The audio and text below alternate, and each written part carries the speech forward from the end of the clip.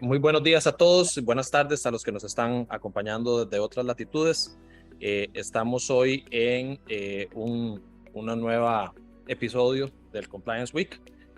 Hoy vamos a hablar un poco de la responsabilidad jurídica de las personas jurídicas, de la responsabilidad penal de las personas jurídicas, sobre todo además en operaciones, digamos, de M&A. Nos acompaña por acá don Germán Rojas, Senior Counsel de Arias en Costa Rica.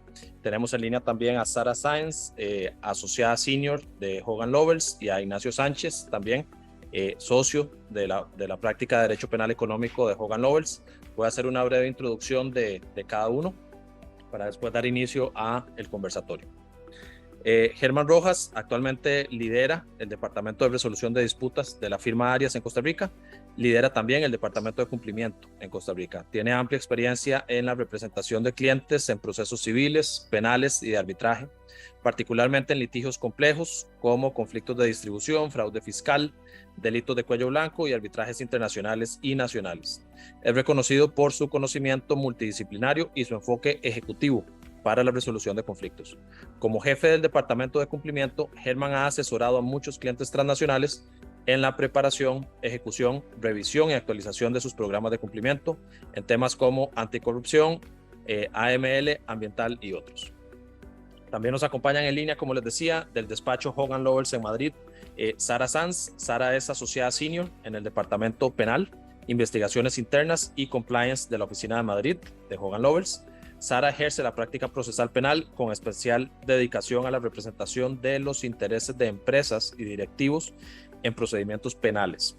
Su experiencia abarca casos de corrupción, delitos fiscales, blanqueo de capitales y delitos contra el medio ambiente, entre otros. Igualmente, Sara ha participado en el desarrollo de investigaciones internas, tanto en el ámbito doméstico como multijurisdiccional. Su formación en esta área incluye 9 meses de trabajo en una firma de primer nivel de Países Bajos, durante el cual asesoró a sociedades para la ejecución de investigaciones internas y la posterior defensa de sus intereses ante autoridades europeas y norteamericanas. Sara también ha asesorado a empresas nacionales e internacionales en el desarrollo de programas de cumplimiento penal. Muchas gracias por acompañarnos, Sara. Por último, Ignacio Sánchez. Ignacio es el responsable del área de Derecho Penal Económico e Investigaciones de la Oficina de Madrid de Hogan Lovells. Representa a empresas y directivos en procedimientos penales relacionados con la actividad empresarial, actuando como o acusación o defensa. Su experiencia incluye casos complejos de fraude, delitos patrimoniales y societarios, delitos relativos a los mercados de valores e instrumentos financieros, blanqueo de capitales y corrupción pública y privada. Ignacio lleva a cabo investigaciones internas nacionales y transfronterizas en empresas para averiguar posibles fraudes y delitos y participa en la eventual negociación posterior. También interviene en la fase preventiva del delito, asesorando a clientes locales e internacionales en el desarrollo de programas de cumplimiento normativo. Entonces, esa es la presentación de los 3 panelistas que nos acompañan el día de hoy. Y sin más, si quieren pasamos a conversar un poco. El primer tema que tenemos para hoy es que nos cuenten un poco, tanto en España como en Costa Rica, cómo se da la configuración de la responsabilidad penal en las personas jurídicas en España. Iniciando por España, perdón. Sí. Andrei, muchísimas gracias. Gracias por tus palabras, gracias por invitarnos al evento. A Sara y a mí nos hace muchísima ilusión participar en esta Compliance Week. Y yo he de decir que yo es que tengo especial predilección hacia vuestra tierra, ¿no? Porque yo, después de acabar la carrera de Derecho, estuve prácticamente un año en Centroamérica. Estuve fundamentalmente en Nicaragua, pero también pasé tiempo en Costa Rica, y desde entonces soy un enamorado de vuestra tierra. Ah, buenísimo. Bienvenido cuando quiera venir por acá, Ignacio. También desde un punto de vista profesional, pues la verdad es que bueno, el encuentro que tuvimos con Germán, ¿no? En una mañana de, creo que era mediados de junio, ¿no? Aquí con la ola de calor que hacía en Europa, enseguida nos dimos cuenta, Sara y yo, de que bueno, el proceso que se estaba siguiendo allí en Costa Rica con la responsabilidad penal de la persona jurídica era un proceso que nosotros prácticamente habíamos vivido aquí, ¿no? En España 10 años antes, ¿no? O sea, y 10 años antes, pues porque nuestra reforma del Código Penal se produjo, como bien sabéis, en junio de 2010, entró en vigor en diciembre de 2010, y este adelanto, la verdad es que no fue un adelanto muy voluntario, ¿no? O sea, había una especie de reticencia dentro de los operadores jurídicos a instaurar la responsabilidad penal de la persona jurídica, pero a la vez había una cierta presión de organismos internacionales, liderados fundamentalmente por la OCDE. Había una presión porque distintos países de nuestro entorno ya estaban reconociendo la responsabilidad penal de las personas jurídicas. Había y lo sigue habiendo, y yo creo que esto va creciendo y vosotros también lo vais absorbiendo, ¿no? Una creciente influencia de los sistemas anglosajones, ¿no? Y nosotros nos hemos dejado llevar. Aquí, claro, nos llevan mucha ventaja, ¿no? Los sistemas anglosajones, y vosotros en eso conocéis más casi que nosotros, ¿no? O sea, aquí la responsabilidad penal de la persona jurídica ya fue reconocida por el Tribunal Supremo americano en esa sentencia famosa de febrero de 1909, ¿no? Y nosotros pues tuvimos que llegar a 2010, ¿no? A diciembre de 2010 para reconocerla, ¿no? O sea que ellos nos llevan algo de ventaja, pero la influencia de estos sistemas anglosajones y la forma de entender el derecho penal y las atribuciones de responsabilidad en el ámbito penal de los sistemas anglosajones también yo creo que pesaron en la decisión del legislador y en la influencia de nuestro sistema, ¿no? Es cierto también que nuestro legislador había ido dando pasos, ¿no? En España existían las consecuencias accesorias del delito y eso ya estaba reconocido, ¿no? Con sanciones o penas o esas consecuencias accesorias pues similares a las que son o idénticas excepto la multa de las que luego han sido tipificadas por el legislador, ¿no? Pero se consideró, y por eso hablaba yo del escepticismo, ¿no? En un primer momento había muchas dudas incluso en los propios jueces que las tenían que tenían que aplicar, ¿no? Se consideraba que distorsionaba un poco nuestra estructura, nuestra doctrina clásica, ¿no? Nosotros en España siempre habíamos pensado que para cometer un delito necesitas conciencia y voluntad. Es un básico, ¿no? Y por eso se hablaba del latinajo de societas non potestas in cure. La sociedad no tiene ni conciencia ni voluntad, no tiene ojos, no tiene cara, no puede cometer delitos, ¿no? Otra cosa es que queramos hacer una ficción, ¿no? Y una ficción a ver cómo y en qué circunstancias. Pero claro, cuando se introduce la responsabilidad penal de la persona jurídica, pues se rompen un poco esos esquemas, ¿no?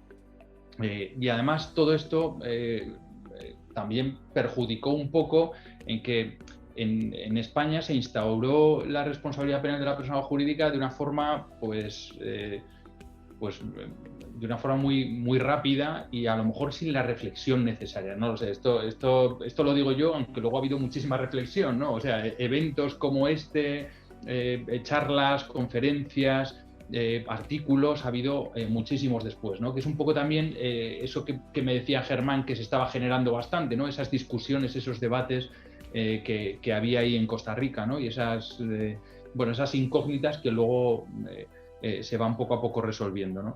Y aquí en España digo que a lo mejor no hubo tanta reflexión como en otros países. Bueno, al mismo tiempo que en España, pues se entró en vigor la UK Bravery Act, ¿no? Ahí la Serious Fraud Office fue formando de alguna manera a las empresas y explicándoles exactamente qué es lo que tenían que hacer, ¿no? En esos procedimientos, de cómo establecer esos procedimientos para evitar la corrupción, ¿no? Aquí en España sí que hubo circulares de la Fiscalía, hubo intentos de aclarar las cosas, pero creo que más que aclararon, pues confundieron algo o establecieron distintas vías de interpretación, que luego nunca se sabe si eso es muy bueno o es muy malo, ¿no?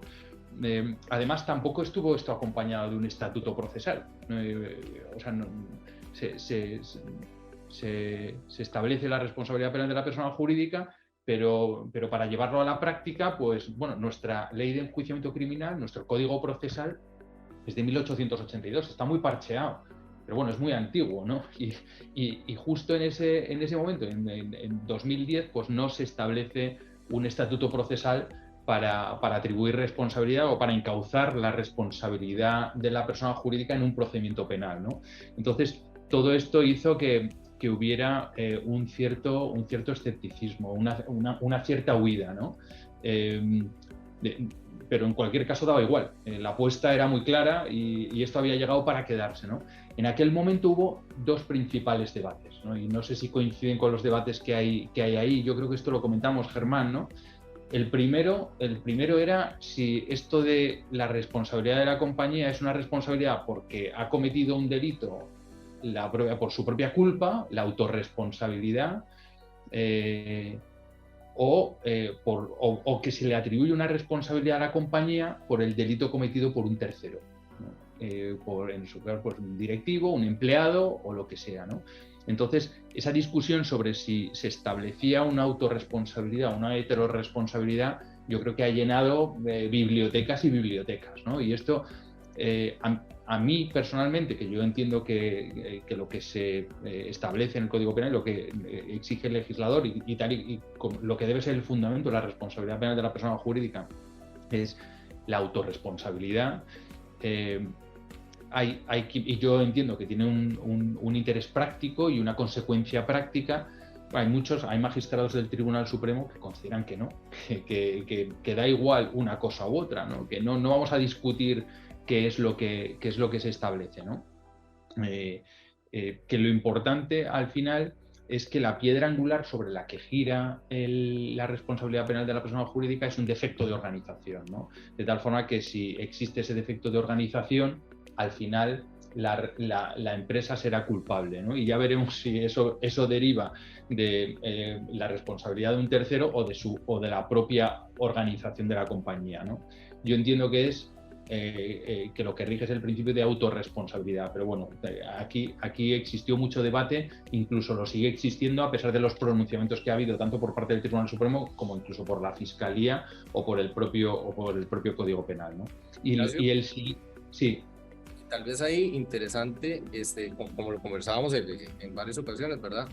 Y ahora que hablas de esa dicotomía, es interesante porque en principio la ley, por ejemplo, en Costa Rica está inicialmente estructurada, parecería ser como un principio de responsabilidad por actos propios. Pero, por ejemplo, eso se desvirtúa de cierta manera porque se establece responsabilidad, por ejemplo, por actos de un tercero, de un intermediario, de un subcontratista, y que haya cometido esos actos por falta de supervisión.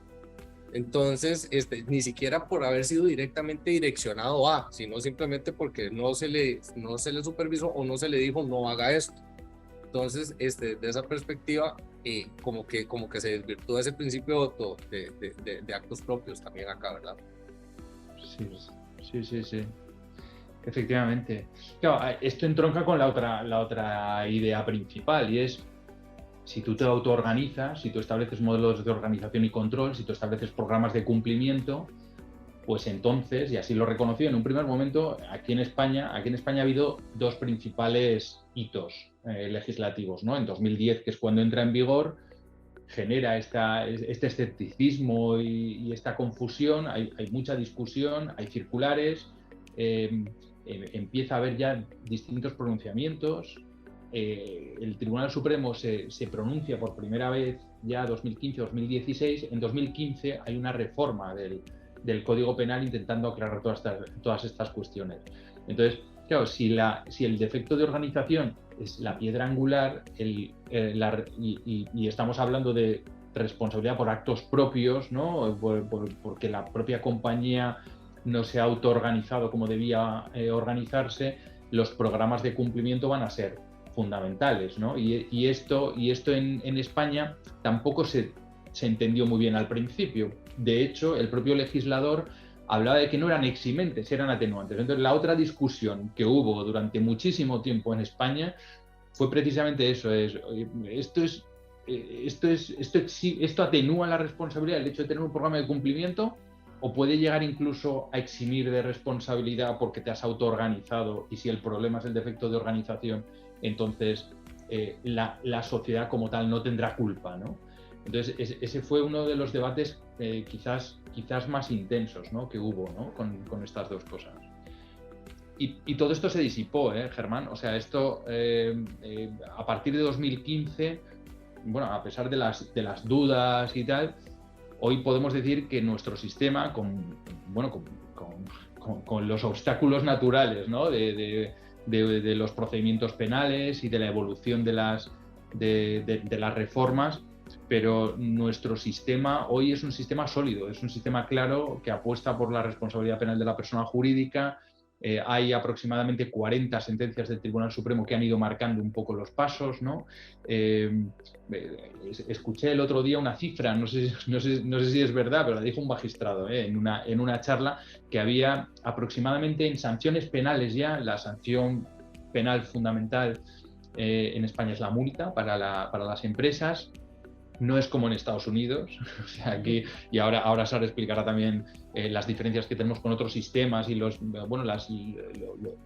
evoluciones que pueden llegar también a nuestro ordenamiento jurídico, pero hablaba de que ya se han impuesto en multas más de 3.000 millones de euros, ¿no? como consecuencia de procedimientos penales donde finalmente se ha condenado a una persona jurídica, ¿no? Y yo creo que todo esto ha sido muy importante para asentar de alguna forma a este sistema de responsabilidad penal de la persona jurídica, ¿no? Y os voy a... No quiero monopolizar esto, que es que estoy hablando ya demasiado. Además le he dicho a Sara, no quiero hablar demasiado y ya estoy hablando demasiado. Voy a explicar muy brevemente las 4 ideas y con esto... Y Germán, interrúmpeme por favor cuando sea que yo me enrollo demasiado y no quiero aburrir a la audiencia, ¿no? Voy a explicar básicamente lo que se necesita en España para poder atribuir responsabilidad a las personas jurídicas, ¿no? Y se necesitan, y lo voy a hacer de forma muy básica, ¿no? Se necesitan fundamentalmente 4 cosas, ¿no?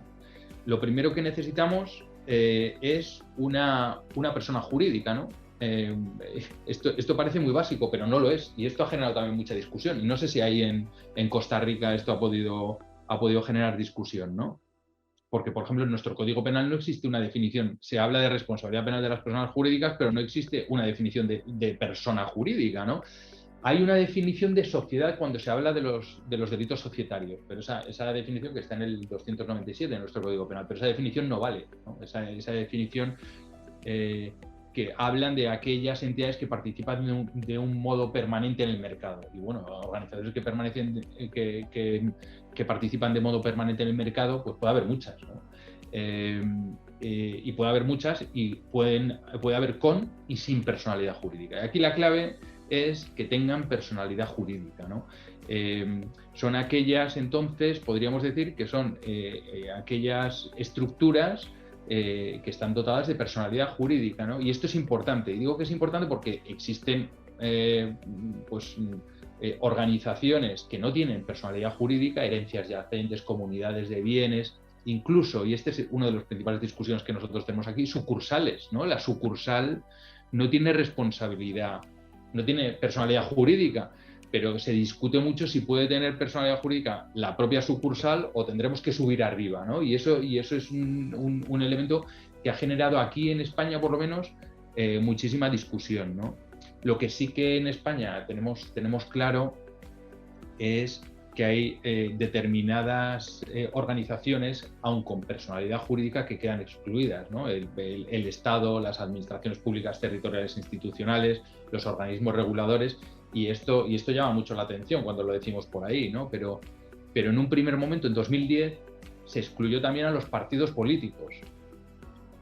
Claro, quien era el legislador, le interesaba a lo mejor excluir, ¿no? la responsabilidad de los partidos políticos. Bueno, luego esto esto resultó un escándalo, ¿no? Y en 2012, con la ley de transparencia, ya se consideró a los partidos políticos como responsables penales, ¿no? Y luego la Fiscalía sí que ha ajustado determinadas cosas, ha dicho que hay que tener especial cuidado con las compañías pequeñas, pero sobre todo lo que ha dicho también es que aquellas que no tienen una actividad real, aquellas que nosotros llamamos las pantallas, las shell companies, esas no son susceptibles de responsabilidad penal, ¿no? y eso ya lo ha dicho. Ahí tal vez, Sí. Ignacio, para hacer un par de puntuaciones con Costa Rica, hacerles, aquí en Costa Rica sí se regulan las personas jurídicas de derecho privado, pero incluso regula expresamente por letra de ley las empresas estatales, empresas en que haya participación estatal, incluso de capital, empresas privadas en que haya participación estatal, empresas públicas, instituciones autónomas. Se regula expresamente empresas extranjeras que tengan operaciones en el país a través de sucursales, etcétera, etcétera. O sea, incluso ahora abre un término abierto de operaciones en el país. Entonces, sí se regula, e incluso hay como una cierta apertura y una interpretación que se ha hecho. Eso no es tan expreso incluso a sociedades de hecho, sociedades de hecho que podrían ser sujetos a responsabilidad penal aquí. Entonces, digamos que eso sí está un poquito más regulado. Bueno, pues, y tiene mucho sentido, y tiene mucho sentido, y ahí, aquí no. Es cierto que, por ejemplo, cuando has hablado de fundaciones, ¿no? Las fundaciones públicas aquí no son susceptibles de responsabilidad penal, pero bueno, las sociedades mercantiles estatales sí que podrían ser en determinados supuestos, ¿no? Y con unas características distintas, sí que podrían ser.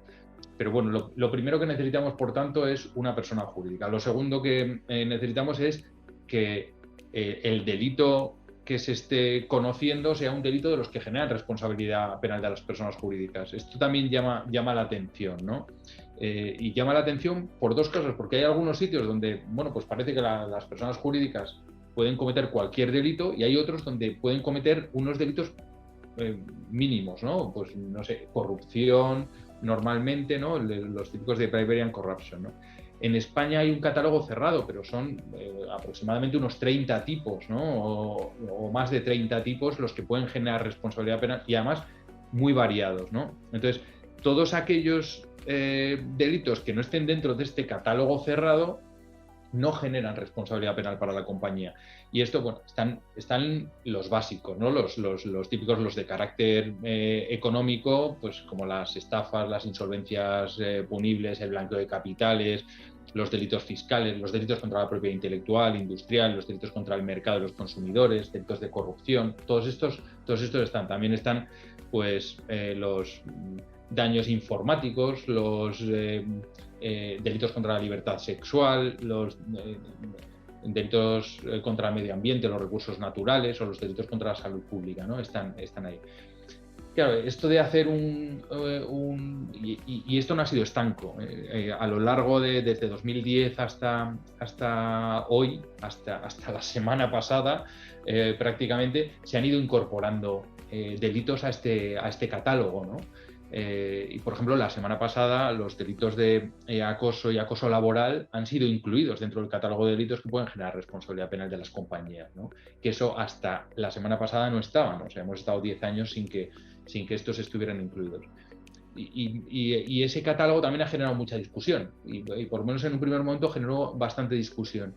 Y yo, quizá se echan, son tres cosas las que llaman algo la atención, ¿no? en este sentido aquí en España. Uno es que no está incluido el delito contra los derechos de los trabajadores. Nosotros aquí en España tenemos el tema de la siniestralidad laboral.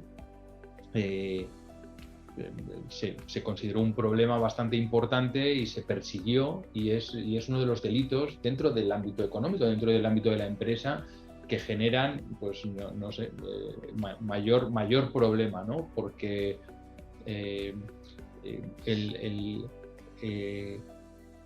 son delitos que son relativamente fáciles de cometer, y que además son delitos de peligro donde se adelanta la barrera, ¿no? Si encima se produce un daño posterior, pues entonces estará en concurso con el delito de lesiones o el delito de homicidio, ¿no? Y el no facilitar los medios adecuados para que los trabajadores desempeñen su trabajo en condiciones de higiene y de seguridad adecuadas, pues genera la responsabilidad de los administradores, de los empresarios, y llama la atención que que es un delito prototípico para que pudiera ser responsabilidad de la compañía, no lo sea, ¿no? Ese es uno. Luego, el siguiente es que sí que están incluidas las estafas, pero no las apropiaciones indebidas, ¿no? Cosa que llama un poco la atención. Y por último, los delitos societarios no están incluidos, ¿no? Y eso también ha generado cierta discusión. En cualquier caso, tenemos ya la persona jurídica, tenemos el delito, tiene que ser cometido ese delito en representación de esa persona jurídica y en interés directo o indirecto de esa persona jurídica. En un primer momento se hablaba de provecho y luego en 2015 sí que centró un poco más el tiro, haciéndolo más amplio. Cualquier beneficio, ya sea directo o indirecto, ya sea económico o no económico, puede caber dentro de esa idea. Y el último elemento es que necesitamos que el delito sea cometido por una persona física, claro. No hace falta ni siquiera individualizar, pero necesitamos que haya una persona física, aunque no sepamos quién es, pero necesitamos una persona física que haya cometido un delito, ¿no? Y aquí hay dos distintos tipos, ¿no? Que eso generó también bastante una situación de cierta distorsión, ¿no? Nuestro legislador ha distinguido dos títulos de atribución de responsabilidad distinta. El top manager, aquellas personas dentro de la organización, ya sean representantes legales, las personas que toman decisiones o quienes tienen facultades de organización y control, las personas que de alguna forma representan a la compañía, ahí se considera que uno de sus delitos generan responsabilidad de la propia compañía, ¿no? Y luego están aquellos que están subordinados a los primeros, ¿no? Aquellos que están subordinados a esos que ejercen esas facultades de control, de supervisión y de organización, ¿no? Y entonces la responsabilidad de la compañía vendrá determinada porque se hayan omitido, con carácter grave además, las facultades de supervisión por parte de estos top managers, ¿no? En cualquier caso, con independencia de que sea uno u otro, que eso es lo que generó también una discusión sobre si aquí estábamos estableciendo dos distintos modelos de atribución de responsabilidad penal, en los dos, la existencia de ese programa de cumplimiento evitaría la responsabilidad penal. Es una causa de exención que no estaba expresamente recogida como tal, como digo, en 2010, pero que en 2015 sí, y que a partir de aquí nuestro legislador, todos los operadores jurídicos han sofisticado cada vez mucho más estos programas de cumplimiento. Entonces necesitamos esas cuatro ideas. Voy a dar la palabra a Sara porque estoy aquí monopolizando demasiado la conversación y tendrá ya cosas más interesantes que contar que yo. No sé, Germán, si por vuestra parte queréis añadir algo sobre alguna de estas características o pasamos al bloque siguiente. No, nada más una pequeña acotación que es interesante. Son bastante similares, digamos, son bastante similares y lo que hablábamos la otra ocasión de cómo es interesante para nosotros saber cómo funciona en España, porque es vernos 10 años hacia futuro, en cómo se han ido resolviendo ciertos temas que son de discusión aquí. Uno por ejemplo, es el alcance de las consecuencias que genera tener un programa de cumplimiento. ¿Por qué? Porque la ley acá expresamente señala que tener un programa de cumplimiento te permite acceder a un atenuante hasta un 40% en sanciones. Pero al mismo tiempo la ley establece, digamos, que las acciones por ejemplo, de terceros, intermediarios, generan responsabilidad si fueron en violación del deber de supervisión. Entonces parecería ser que si usted tiene un programa de cumplimiento efectivo, eficiente, que genera la supervisión, y a pesar de eso, ese intermediario realizó la acción, ahí parecería que entonces no es un atenuante, sino que es un eximente de responsabilidad.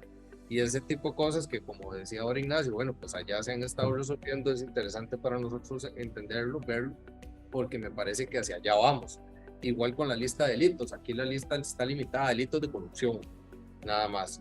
Y si vemos una tendencia, un interés a ampliarlo a otros delitos, por ejemplo, fiscales. Aquí en Costa Rica hay una regulación ambiental muy fuerte, entonces en temas ambientales que siempre han generado problemas de imputación.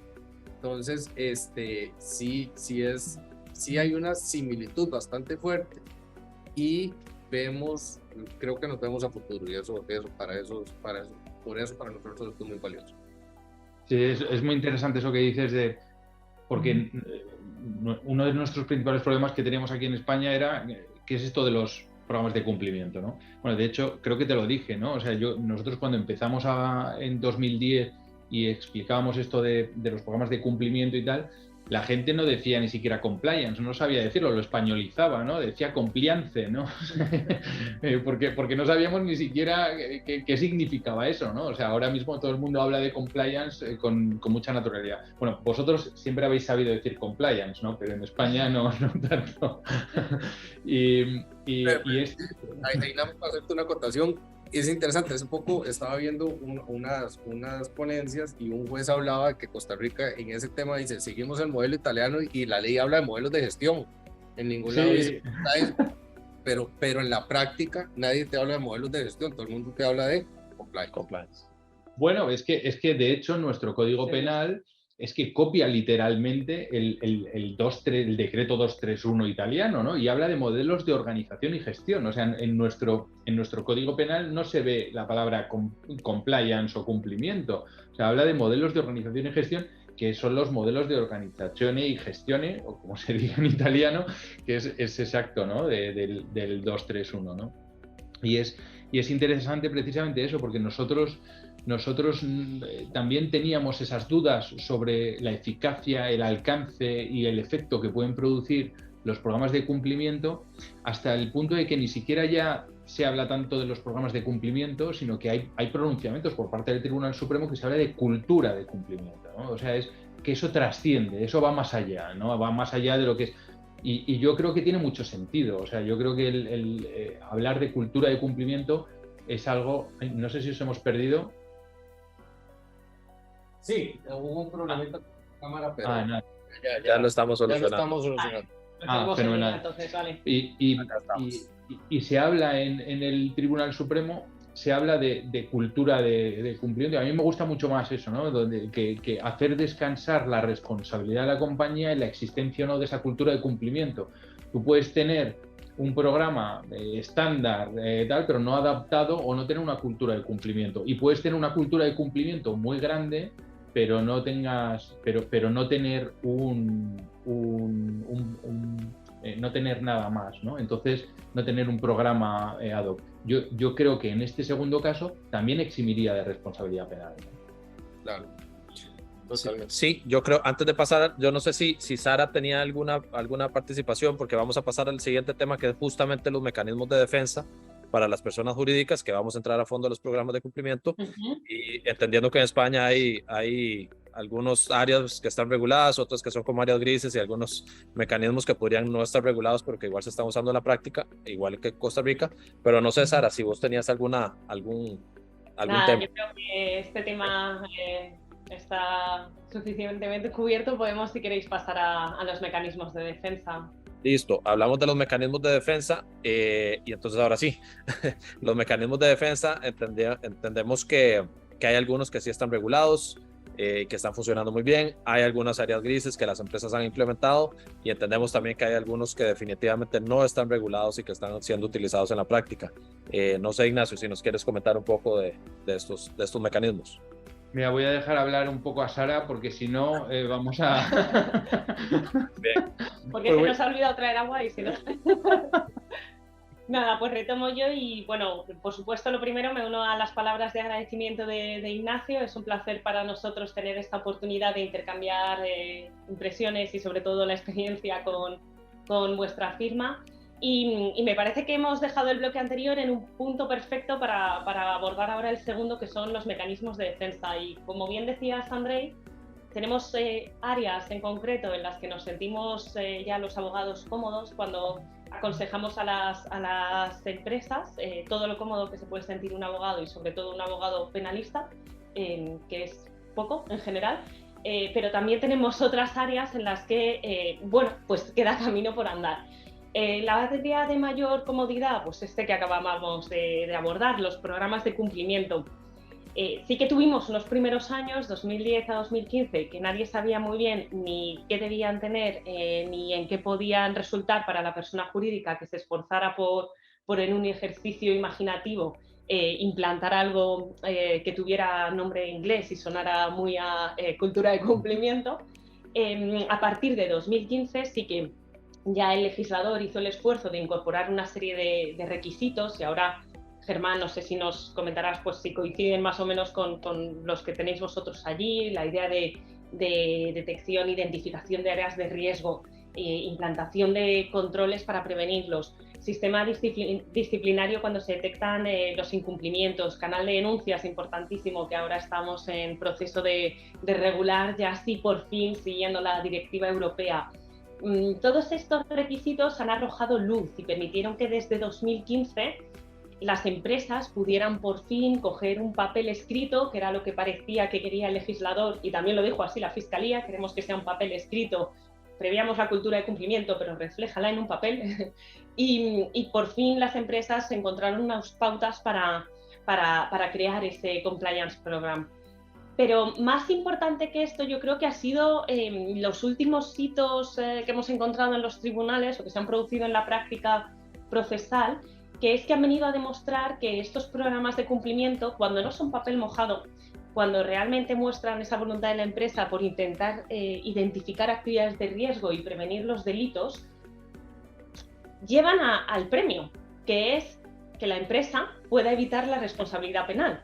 Y no hablamos ya de que pueda conseguir la absolución, sino que recientemente hemos tenido casos muy importantes, mediáticos, o sea que eran delicados, aunque fuera por el seguimiento de la opinión pública, en los que la existencia del programa de cumplimiento ha servido a la empresa para evitar incluso el banquillo, incluso el juicio. Ha permitido que la fase de investigación llevara a este buen puerto del archivo para la sociedad investigada. Entonces, por eso digo que este puede que sea nuestro área de más evolución. Y antes de entrar en zonas más grises e incluso oscuras, no sé, Germán, si estáis teniendo ya en la práctica alguna experiencia parecida con esa referencia que comentabas. Sí, Sara, muchas gracias. De hecho, vamos a ver, en Costa Rica actualmente solo hay un caso abierto. Bueno, se inició con un caso bastante mediático y que está en proceso digamos, con investigación a personas jurídicas. No tenemos consecuentemente jurisprudencia ni desarrollo judicial todavía. Sí hay mucho, digamos, desarrollo conceptual, y la ley y el reglamento sí son muy, digamos, muy ricos en conceptos y en qué se busca tener. Y ahora que hablaban de papel mojado y el famoso paper compliance, ¿verdad? La ley y el reglamento, particularmente el reglamento, están hechos de manera tal que buscan vamos a ver cómo lo digo, un efecto real, y que tenga un efecto real en la cultura corporativa, en la internalización. O sea, sí parece ser que se va a requerir una demostración de que los programas de cumplimiento se implementan, de que son eficientes, de que se comparten, de que se viven, y buscan crear esa cultura ética, y menciona ese tipo de requerimientos.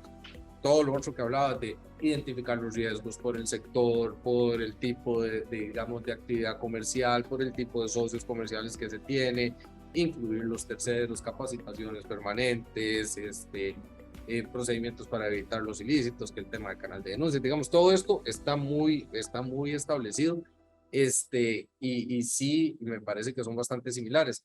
El concepto básico, me parece, y eso es hay dos conceptos básicos. Uno, estos programas de cumplimiento necesariamente van a tener que ser, como decimos aquí, trajes desastre, o sea, hechos a la medida, porque digamos, agarrar como decimos, un machote y nada más cambiarle el nombre de la empresa no va a funcionar, porque sí se requiere que sea personalizado, y de hecho lo primero que se requiere es un análisis de los riesgos de la empresa. Y el otro es ese carácter vivencial, o sea que realmente hay que ejecutarlos y tenerlos en la práctica en búsqueda de esa, digamos, cultura corporativa.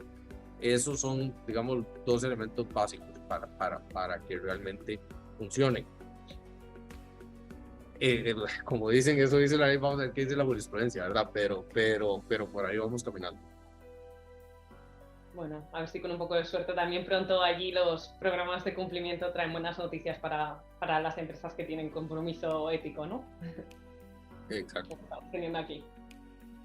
Y luego sí que, al menos en nuestra experiencia, sí que estamos encontrando más dificultades a la hora de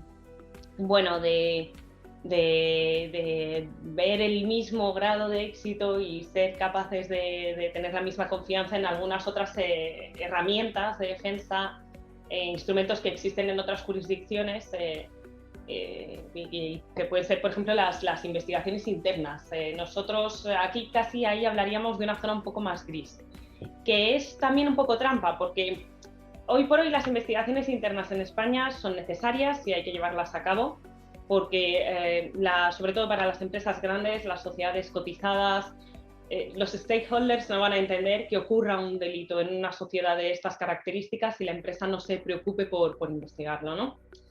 ¿Qué es lo que ocurre? Que ni existe un premio claro por llevarla a cabo. Por ejemplo, si la investigación interna sirve para después autodenunciar los hechos, no hay una previsión en el Código Penal que asocie una exención de pena a la empresa en estos supuestos. La Fiscalía vino a decir algo así, como que si una empresa se investiga y autodenuncia hechos delictivos, sí que pedirá para esa sociedad la absolución. Pero bueno, aquí algo que siempre sorprende mucho, no sé si también será en el caso de vuestra jurisdicción, pero nosotros no tenemos solo a la Fiscalía como posible acusación, tenemos también a las víctimas del delito y tenemos incluso a la acusación popular, que es cualquiera que pueda defender un interés general en el procedimiento y que es tan poderosa en nuestra jurisdicción que de hecho una de las infantas se sentó en el banquillo y fue procesada solo con acusación popular y en contra del criterio de Fiscalía y de Abogacía del Estado. Entonces, claro, también esta promesa que vino a lanzar la Fiscalía en 2016 a raíz de la reforma, bueno, pues tiene sus inconvenientes. Y luego, aparte, tampoco, o más que sus inconvenientes, perdón, sus ambigüedades. Y luego, tampoco hay una regulación clara de las investigaciones internas y no tenemos un modelo que permita incorporarlas como ocurre, por ejemplo, en Estados Unidos. No es una herramienta al servicio de la autoridad hace esa especie de subdelegación en un despacho que le ayuda a investigar los hechos y todo lo que se descubre se debe entregar a la autoridad. Aquí están más concebidas las investigaciones como una herramienta de defensa de la compañía, de la que la compañía es dueña y que podrá utilizar bien para intentar alcanzar un acuerdo en su caso con la acusación o bien para negar el delito y para defenderse. Pero creo que es un panorama bastante distinto hoy por hoy a lo que existe en otras jurisdicciones que son en realidad el origen, ¿no?, de estos procedimientos. No sé si ahí esto, me parece que comentamos algo y que sí que era un terreno de juego distinto, ¿no?, el que teníais. Sí, vamos a ver, no está regulado. La ley habla, dentro de los atenuantes, dice colaborar con la investigación, pero eso no significa necesariamente realice su propia investigación interna, ¿verdad? La investigación interna aquí, pues inicialmente se ha desarrollado para efectos de entender al interno qué pasó, para tomar medidas sancionatorias internas y para tomar eventualmente medidas de prevención a futuro. Pero digamos es un rol de investigación interna a lo interno, adentro de la empresa, digamos para efectos internos. Sí parece ser, y eso hay que ver cómo se irá dando el desarrollo, que el hecho de que la ley te genere beneficios por denunciar y por colaborar con la investigación, pues entonces que sea los frutos de esa investigación interna los que te permitan eventualmente denunciar la empresa y autodenunciar la empresa, o en su defecto colaborar con la investigación a partir, digamos, de los insumos que genera esa investigación interna. Y esa, digamos, ya pensando un poquito más estratégicamente, pues tener un poco más controlado el flujo de la información, cómo sale lo que sale, digamos, un poco como entender bien el alcance de lo que realmente ocurrió, pero sí no hay una regulación propia de la misma manera. Yo sinceramente creo, aquí Sara y yo tenemos distintas sensibilidades en relación con las investigaciones internas. Yo sinceramente creo que la investigación interna es necesaria, o sea, sí siempre. Oye, lo de la autodenuncia aquí en España todavía no ha llegado, pero yo creo que va a llegar. Y yo creo que si lo que lo que puede generar la responsabilidad penal es la ausencia de esa cultura de cumplimiento, pues esa cultura de cumplimiento la demuestras poniendo encima de la mesa de fiscalía o de quien sea una investigación interna, habiendo limpiado y habiendo tomado las medidas necesarias, ¿no? Aquí tampoco tenemos monitorización, los monitorships que sí que hay desde Estados Unidos. Aquí no tenemos esas situaciones, pero eso se puede llegar a dar. A mí sí que me parece muy importante que se entienda como, y parece que la Fiscalía apuesta por ello, luego habrá que verlo, ¿no? Porque es lo que tú dices, estratégicamente, pues mira, no lo sé, somos penalistas, ¿no? Y luego sabemos un poco cómo funciona todo esto, ¿no? Pero sí que me parece que, y debería ser así, yo entiendo que debería ser así, o sea, que una investigación interna, si de verdad la haces bien, si de verdad tomas las medidas, si de verdad reaccionas y estableces mecanismos para evitar que eso vuelva a ocurrir en el futuro, oye, estás demostrando una cultura de cumplimiento. No sé si lo has demostrado antes de la forma suficiente, pero estás demostrando esa cultura de cumplimiento, y esa cultura de cumplimiento se tiene que premiar de alguna forma, ¿no? Claro, y de hecho, ahora que lo decís, uno de los temas que se valoran, vamos a ver, desde dos perspectivas. Uno, desde la perspectiva meramente de la ley de responsabilidad penal, digamos, como atenuantes es tomar medidas a futuro, pero adicionalmente, por ejemplo, el Código Penal sí establece para efectos de la determinación de la pena, la conducta anterior y posterior de la persona al delito. Digamos, pensado esto en personas físicas, pero perfectamente aplicable a persona jurídica, ¿verdad? Y ese nivel de constricción real, digamos, debería partir necesariamente de una investigación que te diga qué fue lo que ocurrió, porque si no, no puedes prometer no volver a hacerlo. Y eso, ¿cómo se llama? Me parece que digamos que los instrumentos procesales que existen ya permiten que esto tenga efectos. Yo estoy ahí totalmente de acuerdo. De hecho, bueno, la reparación del daño, no lo sé, el perdón del ofendido, el no sé qué, todo eso forma parte también, ¿no? Pero aquí yo creo que se iría más allá, o sea, sería, oye, aquí tú demuestras esa cultura de cumplimiento, que es sobre lo que supuestamente descansa tu responsabilidad, haciendo todo lo que has hecho, ¿no? Oye, reparando el daño, limpiando internamente, estableciendo los mecanismos adecuados e informando y colaborando con la justicia, ¿no? Y haciendo todo eso bien, pues yo entiendo, como el fiscal anticorrupción, que es el que dijo esto, pues yo entiendo que debería otorgar pues la ausencia de responsabilidad. Muy bien, muchísimas gracias por esta explicación de los mecanismos de defensa que pueden tener las personas jurídicas. Moviéndonos al último punto, queríamos hablar un poco de la experiencia que han tenido en operaciones de fusiones y adquisiciones de empresas, y cómo se traslada o no se traslada, o cómo se pueden defender las personas jurídicas en cuanto a ese traslado de responsabilidad. Para ver también aquí en Costa Rica, que vamos 10 años atrás, qué nos espera en el futuro. Sí, ahí pues, Ignacio, ¿crees que...? Pues creo que os esperan años de desazón entre los compañeros de corporate y de operaciones, porque la verdad es que nos parece, ¿verdad?, un tema muy interesante, lo comentamos mucho, y son muchas las consultas de compañeros, de clientes, que se ven de repente ante una operación societaria en la que, bueno, pues la sociedad A quiere absorber a la B, quiere adquirir parte de su negocio, el tipo de operación corporativa que se vaya a hacer, y claro, viene la duda, ¿no? ¿Qué ocurre si esta persona jurídica originaria arrastra consigo alguna responsabilidad penal, ¿no? ¿Ocurrió algún delito en esa sociedad? ¿Qué va a pasar para la resultante? Y aquí el problema fundamental viene dado por una redacción deficiente, creo que podemos decir, que tenemos en un artículo en concreto en nuestro Código Penal, es el 132. Es un artículo que está bajo un capítulo que se llama de las causas de extinción de responsabilidad penal, el apartado primero habla de supuestos en los que se extingue la responsabilidad penal para personas físicas, pero llegamos al apartado segundo que habla de las personas jurídicas y parece que más bien lo que dice es cuando no se extingue. Y habla de fusiones, de escisiones, de transformación. Dice que en estos casos la responsabilidad penal se trasladará a la sociedad resultante.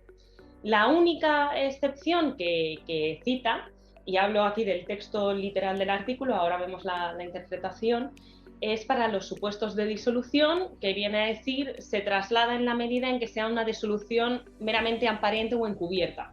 Pero leemos entonces en sentido contrario que si no estamos en uno de esos supuestos fraudulentos, sí que se extinguiría la responsabilidad penal y no pasaría a la sociedad resultante.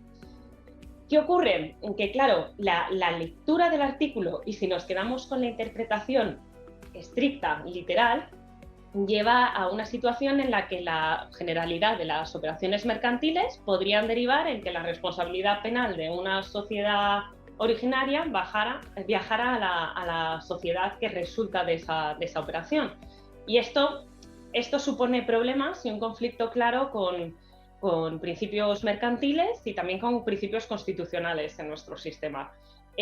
Mercantiles porque hablar de disolución como algo separado de los fenómenos que son las otras operaciones mercantiles tampoco tiene sentido. En el marco de una fusión también ocurren disoluciones y extinciones de personas jurídicas que desaparecen. Entonces, circunscribirlo a solo operaciones de estrictamente una desaparición sin nada más, pues ¿qué ocurre cuando esa disolución forma parte de una operación societaria mayor? ¿Por qué privamos de ese efecto extintivo de responsabilidad penal cuando la disolución va acompañada de algo más, ¿no?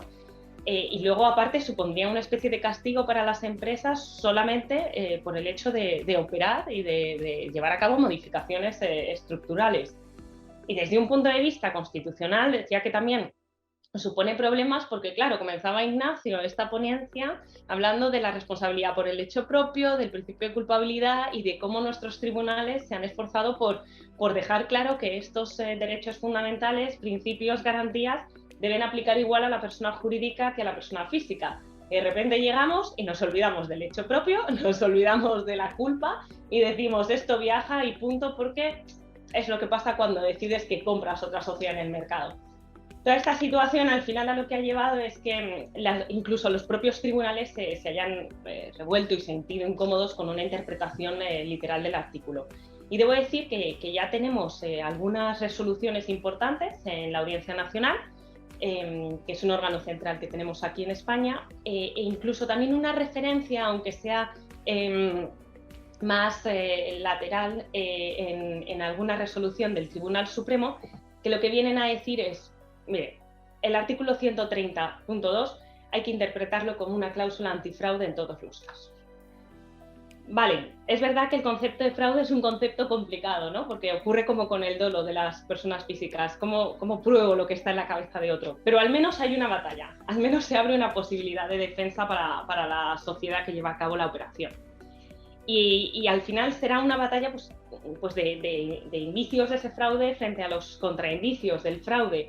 Y aquí, en la experiencia de lo que hemos visto en los tribunales y de lo que vemos que tiene más éxito cuando hacemos las operaciones, pues vemos que ya empiezan a surgir fórmulas para tratar de el día de mañana estar en una buena situación para demostrar que la operación tenía una finalidad real y que no era una finalidad defraudatoria. Pues, por ejemplo, y aquí, Ignacio, lo que veas que puedo hacer cuando se detecta que ha podido haber un ilícito penal en la sociedad originaria que ha salpicado a ciertos cargos, pues hacer un esfuerzo en la sociedad resultante por apartar a esas personas de las posiciones de poder o de dirección.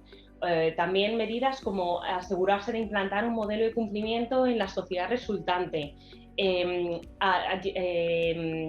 tratar de hacer la operación más como fórmulas de compra de activos que permitan excluir negocios en los que haya sospechas, o algo que nos hemos encontrado en la práctica y que hemos tenido alguna experiencia, que es cuando lo que se detecta es ya incluso un procedimiento vivo, acudir al juez para buscar su su autorización, ¿no? Y su permiso a la operación. Aquí nuestro legislador estableció algo de una forma muy dura, muy directa, ¿no? Nuestro legislador dijo que si tú compras una compañía o realizas una operación societaria determinada, pero la compra es la más habitual, tú compras una compañía, esa compañía tiene una responsabilidad penal, ya dentro de un procedimiento penal abierto o no, o una latente, si al final hay una responsabilidad penal, la va a absorber la propia compañía. Por eso ahí, aunque se han establecido distintas medidas, y ahora lo explicará Sara, y por eso hablaba al principio de la importancia que tiene esto con las operaciones de money, es que en las due diligence es absolutamente esencial que se haga un análisis de esa eventual responsabilidad penal y que se establezcan ya los mecanismos de prevención de esa eventual responsabilidad penal que se pueda llevar vía el análisis de lo que hay dentro de la propia actividad de la compañía, de los mecanismos de prevención que tengan. Y como estamos hablando de cultura de cumplimiento, cuanto más cultura de cumplimiento tenga esa compañía, menos riesgo habrá. Y el análisis de esos procedimientos internos se antoja fundamental. El análisis de eventuales riesgos penales es fundamental, ¿no? Y eso tiene que hacerse a través de esa due diligence. Y luego, por supuesto, establecer mecanismos en aquellos supuestos donde el riesgo pueda ser alto, al margen de establecer las reps and warrants necesarias, ¿no? y los mecanismos también para verse resarcidos, ¿no? Y de hecho hay seguros que ya empiezan a indemnizar estas situaciones, ¿no? O a cubrir estas situaciones, pero al margen de todo eso, pues estos otros mecanismos que estaba contando Sara, pues son también fundamentales. Establecer una nueva cultura de cumplimiento, establecer programas en la nueva sociedad, programas nuevos, y sacar dentro de los mandos de decisión, o por lo menos de estas tareas de organización y control a las que se refiere nuestro Código Penal, a aquellas personas que quizá no han hecho todo lo que debían haber hecho, y poner a personas y darle un nuevo aire a la compañía, ¿no? Claro, parecería que, digamos, la parte preventiva de esto, o el mecanismo de defensa que puede tener una empresa que quiera adquirir, empieza por lo menos en la parte corporativa, que, como estás diciendo, es uno en la etapa de due diligence, que cada vez más se están haciendo due diligence de compliance y ver cómo está el tema de potenciales responsabilidades penales, y eso es algo hacia lo que tenemos que ir caminando, pero también en la parte contractual. Y entonces, como estás diciendo, ahora hay seguros para el tema de reps and warranties, sí, y también muchas veces hay una cláusula cajonera que siempre se pone en los contratos de adquisición, que es cuando estás hablando de la indemnización en caso de que surjan contingencias, que si se está hablando de responsabilidad penal o fraude o etcétera de la empresa adquirida, la empresa adquirida y sus accionistas serán responsables del 100% del pago que se tenga que hacer. Pues tal vez no es un eximente de la responsabilidad técnicamente hablando, pero sí de las consecuencias que pudieran haber en caso de una condenatoria, ¿verdad? Pero yo creo que vamos caminando hacia eso. En Costa Rica todavía no hay, si bien hay un artículo en la ley, no hay casos, o sea, no hay desarrollo jurisprudencial que podamos ver por dónde va a venir ese traslado de responsabilidad, pero sí que tenemos un artículo muy similar al que estaba mencionando Sara, si bien defectuoso, ahí está, que tanto la empresa absorbente o en caso de decisión se traslada la responsabilidad penal a la empresa resultante que termine operando. Veremos cómo se va desarrollando acá. Yo con todos mis respetos, y esto es una especie de chascarrillo que hago con Sara muchas veces, porque muchas veces en estas due diligence aparece muchísima gente, ¿no? Y en el data room aparecen un montón de documentos y tal, ¿no? Y al final muchas compañías se preocupan por las cookies, ¿no? Todo el tema de protección de datos, las cookies y tal, y no están atendiendo a la responsabilidad penal, ¿no? Con todo lo que eso puede conllevar, ¿no? Entonces, a mí me parece eso que es crítico, ¿no? O sea, que incorporar, que yo creo que el papel de un penalista en un proceso de due diligence es tan esencial como que las consecuencias de no hacer ese análisis son brutales, ¿no? Y nosotros lo hemos visto. Hay procedimientos, o sea, en estos procedimientos de la Audiencia Nacional, bueno, son procedimientos muy serios, ¿eh? Estamos hablando de Banco Santander y Popular, o sea, esto es público, ¿no? Pero es el procedimiento de Banco Santander y Popular. La responsabilidad penal que se transmite a Popular, de Popular, que cuando lo compra Santander, se discute en el contexto de un procedimiento penal, y se discute porque se le pretende atribuir esa responsabilidad, la responsabilidad de todo, de acciones del banco que adquiere, en las que por supuesto ni había participado ni nada, ¿no? Y las consecuencias para la compañía que absorbe, que compra, o en la que se transforma, son enormes. Son enormes, de acuerdo. De acuerdo, y yo sí creo que por lo menos en este momento se está construyendo cultura alrededor de lo que es compliance, y dónde debe abarcar compliance, ¿verdad? No solo son los programas de cumplimiento, sino también en etapa de due diligence, que como bien estás diciendo, no solo es meter 25 personas al data room y ver qué hay, sino enfocarse en lo primordial. Y sabiendo que estas multas pueden ser brutales, como estás diciendo, prestar la importancia que se debe prestar. Y para los corporativos, tener cuidado en la redacción de los contratos en caso de responsabilidades penales. Sí. Así es. Eso es. De acuerdo. No sé, Germán, si vos tenés algún otro tema o algún cierre. No, sobre este punto nada más una acotación final, y es que me parece que un programa de cumplimiento efectivo, incluso en una operación de M&A, puede ser, de una adquisición, es un insumo importante. ¿Por qué? Porque, como decíamos, un programa de anticorrupción, por ejemplo, un sistema de gestión, inicia con un análisis de riesgo. Y entonces ese insumo del análisis de riesgo, de cuáles son digamos, los riesgos potenciales, los socios comerciales potenciales que generen más riesgo del sector, este sector me genera más riesgo por eso y estas razones.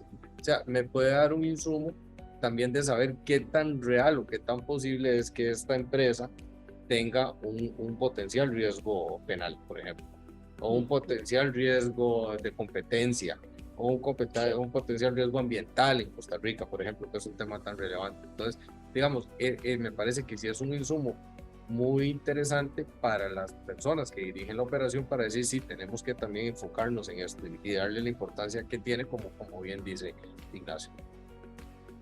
De acuerdo. Ignacio, Sara, ¿alguna conclusión? Pues yo creo que ha sido un intercambio hiper valioso. Tal vez por cerrar con una frase, este bloque final, pues puede ser una frase del tipo: nunca es bueno mirar hacia otro lado, ¿no? Entonces sería casi la recomendación en el ámbito mercantil: mejor estar al tanto e incluir este ámbito dentro de los procesos de due diligence, que será mejor poder reaccionar a tiempo que no llevarnos sorpresas luego, ¿no? Perfecto. Muchísimas gracias a los tres panelistas, a Germán, a Sara y a Ignacio, por su tiempo.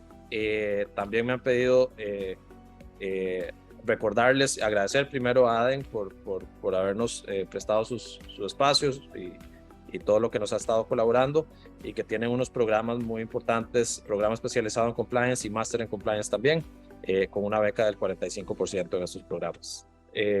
De nuevo, muchas gracias a todos por el tiempo, a los que se pudieron conectar, muchísimas gracias.